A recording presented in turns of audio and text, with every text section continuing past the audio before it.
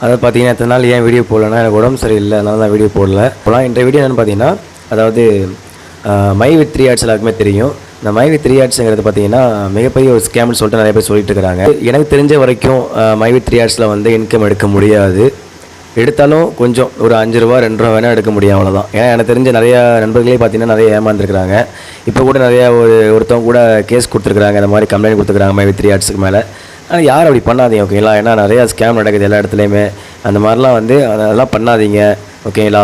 My with 3 ads பார்த்தீங்கன்னா first வந்து முன்னாடி வந்து வீடியோ பார்த்தா போதும் இன்கம் எடுக்கலாம்னு சொன்னாங்க.